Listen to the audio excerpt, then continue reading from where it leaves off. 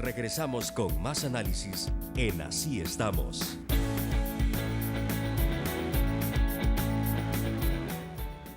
En el marco de la Semana del Desarrollo Rural del 16 al 20 de noviembre, organizado por FIDA, el Fondo Internacional de Desarrollo Agrícola, se están haciendo algunas valoraciones sobre la influencia principalmente de las políticas fiscales en materia agropecuaria y su relación con el crecimiento del país. Estamos hablando pues de pobreza, de crecimiento económico, hablando de cómo estas políticas fiscales están llegando al final a la población. Y con nosotros Ricardo Castaneda, a quien ya hemos recibido en este estudio como representante de ICEFI, el Instituto Centroamericano de Estudios Fiscales. Gracias nuevamente por acompañarnos. Un gusto, Ricardo, que estés con nosotros. Esto de la pobreza, hemos visto que crece. Tanto el estudio multidimensional de la pobreza presentado hace unos días atrás por el gobierno y PNUD, como el resultado también de la encuesta de hogares de propósitos múltiples, que es medir el ingreso, dicen la pobreza en El Salvador va en aumento. ¿Qué es lo que ha estado pasando entonces? Porque también hemos invertido mucho dinero, se supone, en reducir la pobreza. Bueno, nosotros este día vamos a presentar un estudio en lo que planteamos es que la pobreza se puede disminuir por dos vertientes. Una es a través del crecimiento económico del país, en la cual haya tanto ingreso generado que de esa forma las personas van a poder reducir la pobreza. Pero la otra es por la acción de la política fiscal, es decir, por las transferencias que puede dar el Estado hacia los sectores más pobres. En este caso, lo que nosotros encontramos en El Salvador es que luego de que las personas pagan sus impuestos y reciben las transferencias, pueden ser transferencias directas, como las comunidades solidarias rurales, por ejemplo, las comunidades solidarias urbanas, pero también pueden ser en especie, como los paquetes escolares, los uniformes, el vaso de leche, paquetes agrícolas. Además, en este análisis también hemos incluido los subsidios, el subsidio al gas, el subsidio al agua, a la electricidad. Nos damos cuenta que después de todas estas acciones del gobierno, la pobreza extrema se logra reducir levemente. No obstante, la pobreza total incrementa. ¿Qué quiere decir esto? Que lo que reciben de parte del gobierno las personas que están en situación de pobreza no compensan el pago de impuestos que ellos realizan. Y esto se debe porque en El Salvador la mayor parte de impuestos que recibe el Estado proviene de impuestos indirectos, como es el IVA. Y el IVA lo pagamos todas y todos. Y entonces el IVA tiene un carácter regresivo. ¿Qué quiere decir esto? Que las personas de ingresos más bajos pagan más como porcentaje total de sus ingresos que las personas que tienen mayores niveles de renta. Ahora, estamos discutiendo impuestos. Estamos, se supone que ya debería haber entrado en vigor nuevos impuestos. Esto va a ser de no parar entonces también, ¿no? Porque estamos invirtiendo más, tenemos más impuestos, 22 impuestos en los últimos 6 años, y esto no va hacia la reducción de la pobreza. Bueno, sí, lo que nosotros estamos encontrando es que hay programas que están bien focalizados, pero que los montos que se están teniendo son muy bajos. Nosotros por eso siempre hacemos el llamado al país de que se debe hacer una reforma integral. Primero, plantearnos una pregunta, y es ¿qué tipo de país queremos? Porque ahora vemos que hay necesidad de recursos para seguridad, pero también lo hay para educación, también lo hay para salud. Entonces, todos los sectores de la sociedad debemos de ser capaces de sentarnos y decir, bueno, ¿cuál es el país que queremos? Luego que nos hayamos puesto de acuerdo en ello, tenemos que preguntarnos cómo lo vamos a financiar. Recientemente acaba de salir un estudio de la Unidad de Análisis y Seguimiento del Presupuesto, en el que establece que El Salvador, en otorgamiento de incentivos y privilegios fiscales, en el 2014 entregó más de $1,000 millones. Habría que preguntarnos como sociedad, ¿qué vale más la pena? Otorgar esos $1,000 millones para aquellas empresas que se supone generan empleo, sin embargo el crecimiento económico del país es de los más bajos de Latinoamérica, o mejor, toda esa cantidad de dinero la invertimos en educación y en salud, que al final de cuentas en el mediano y largo plazo son los que permiten tener una verdadera transformación productiva del país. Este es un país que ha abusado del uso de la tarjeta de crédito, haciendo la comparación, ¿no?, con los créditos de corto plazo. y tenemos que empezar a pagar las cuotas. Cada vez la cuota es más grande y nuestro ingreso, aunque ha crecido, se ve siempre limitado por también el incremento de gasto en mantenimiento del mismo Estado, que ha crecido el nivel de empleos y el nivel de burocracia. Pagar estas cuentas se vuelve también una necesidad. ¿Dónde está la decisión? O pagamos las cuentas del pasado o invertimos para las cosas del ya y estas no alcanzan.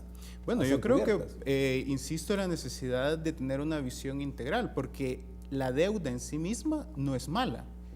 El punto es, ¿para qué te endeudas? Te endeudas para pagar salarios, entonces ya ahí empiezas a notar de que hay un problema. Por ejemplo, buena parte de los subsidios que se otorgan en el país se están pagando con deuda.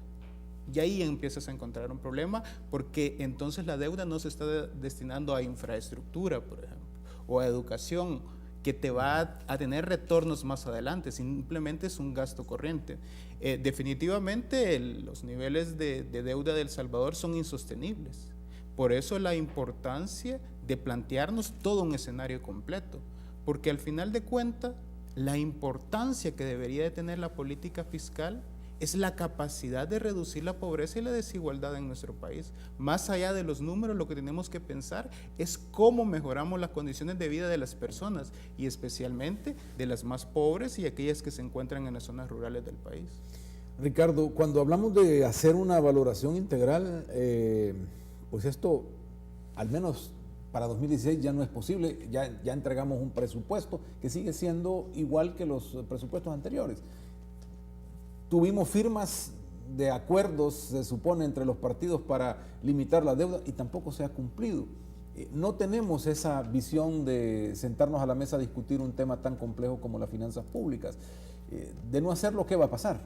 Bueno, definitivamente el proyecto de presupuesto lo que refleja es que actualmente la política fiscal del país es una política fiscal de supervivencia. Está lejos de ser un verdadero instrumento para el desarrollo.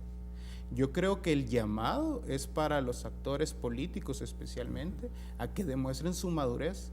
Si los acuerdos no se dan entre aquellos que piensan igual, se dan entre aquellos que piensan diferente y somos capaces de plantearnos cuáles deben de ser las prioridades del país. De no hacerlo, los próximos años realmente la situación del país se va a ver sumamente empeorada de cómo está ahora. Yo creo que como ciudadanía debemos entender que la política fiscal nos afecta a todos y todas. Todos contribuimos desde el momento de que pagamos impuestos y por lo tanto debemos de exigirle a los gobernantes, y no solo me refiero al gobierno central, también a la Asamblea Legislativa, de que los acuerdos que alcancen sean por el bien del país. La democracia no se construye cada vez que vamos a las urnas, se debe de construir día a día en cómo estamos poniendo atención en aquello que es público, que es nuestro. Ahora, cuando hablamos de gasto público, no se ha querido tampoco apretar los cinturones. Se ha dicho, no se puede reducir el gasto público, que lo único que se puede hacer es hacerle incrementar los ingresos al Estado. ¿Qué ven ustedes en una posición de esa naturaleza? Bueno, uno de los problemas que tiene El Salvador es su alta rigidez. Prácticamente cuando entra $1 al arca del Estado, del 85 centavos ya están comprometidos. 85. 85 centavos, es decir, el margen de maniobra casi es del 15%. Sin embargo, es importante que por el lado del gasto hagamos evaluaciones de calidad. Debemos de reconocer de que si bien se necesitan más recursos, pero también con los recursos que se tienen ahora se pueden hacer muchas cosas más de lo que se ha estado haciendo. Una parte importante en la política fiscal también es la rendición de cuentas y la transparencia. Los ciudadanos tenemos el derecho de conocer qué se está haciendo con nuestro dinero, en dónde se está utilizando, si realmente esas son las prioridades que el país requiere. Por supuesto, esto requiere una ciudadanía que se involucre más con lo público, que exija bienes y servicios de calidad, cosa que hasta ahora se ha estado haciendo de forma muy limitada. Aquí cuando también se está hablando de cambiar las cosas, y vale la pena decirlo porque es lo que hemos escuchado del partido de gobierno 2 semanas o una semana atrás, cuando habla de cambiar el modelo económico y llevar el país a una área donde las empresas vuelvan a ser del Estado o que el Estado tenga empresas. ¿Cómo hay que ver esto de cara a esa posibilidad de más ingresos para el Estado para poder cambiar esa situación de 85 centavos comprometidos y si el Estado con empresas puede hacer diferencia. Bueno, lo que nosotros planteamos es que luego de todas las reformas que se dieron en la década de los 90, en lo que se le llamaba quitarle la grasa al Estado y que se privatizaron las empresas, obviamente habían ingresos no tributarios, es decir, que no vienen de impuestos, que el Estado dejó de percibir, ¿no? Creo que se puede plantear siempre en un diálogo con la ciudadanía qué tipo de empresas puede el Estado involucrarse. Sabemos que hay empresas que porque el mercado así lo requiere, el Estado no debería de intervenir, pero hay otros en los que el Estado sí. Ponerte un ejemplo, la electricidad. Estamos viendo un problema serio en cambio climático y por lo tanto la importancia de cambiar la matriz energética hacia energías renovables.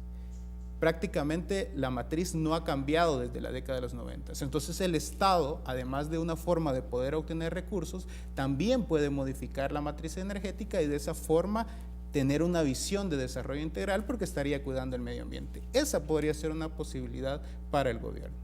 ¿Desdolarizar es posible como elemento? Porque hay quienes ven en esto, en la parte técnica, bueno, para hacer política entonces desdolarizamos. Claro, perdemos poder adquisitivo, pero podemos pagar las cuentas emitiendo moneda. Claro, digamos que cualquier Estado tiene dos armas o dos manos. Una es la política fiscal y la otra es la política monetaria. En El Salvador la política monetaria no existe y por el otro lado la política fiscal está prácticamente amarrado. Lo que sucede es que cuando dolarizas es como cuando te haces un tatuaje. Intentártelo quitar te va a dejar consecuencias.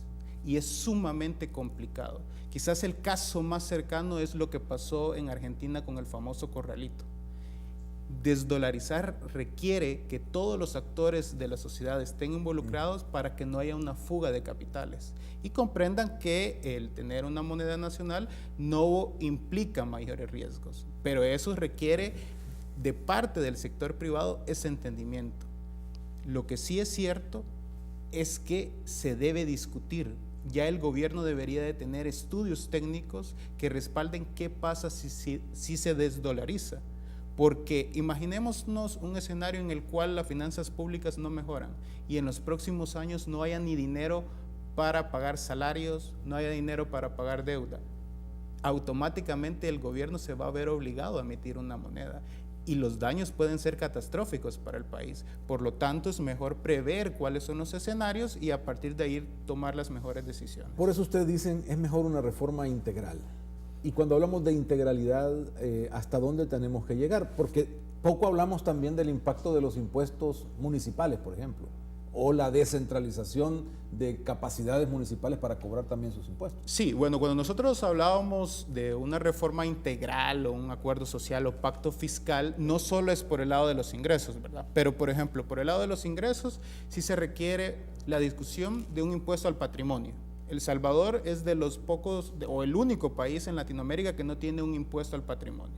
Pero también debemos de hablar acerca de la administración tributaria. Los niveles de evasión de IVA e impuestos sobre la renta en El Salvador son altos. Entonces necesitamos fortalecer la administración tributaria. Asimismo, discutir todo el tema de privilegios fiscales, todas las empresas que el Estado le otorga incentivos para que no paguen impuestos. Por el lado del gasto se debe de evaluar la calidad y efectividad del gasto. Por ejemplo, se discute mucho de que el gasto en educación debería ser 5% del PIB. Actualmente es 3.5%. Pero ¿cómo vamos a alcanzar ese estándar que es más o menos el promedio latinoamericano? Pues tenemos que discutir y ver de dónde se obtienen los recursos.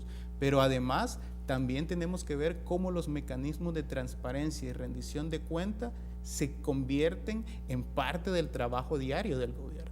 Y tenemos que discutir el tema de la deuda, ver cómo estos niveles de deudas que actualmente son insostenibles, logramos de alguna forma llevarlos a la sostenibilidad en el mediano plazo. Pues no queremos quitarle todo el informe que van a presentar hoy, ¿no? Esto se va a dar a conocer a la prensa, todos los detalles del estado de las cuentas del país. Sí, exactamente, están cordialmente invitados todas y todos.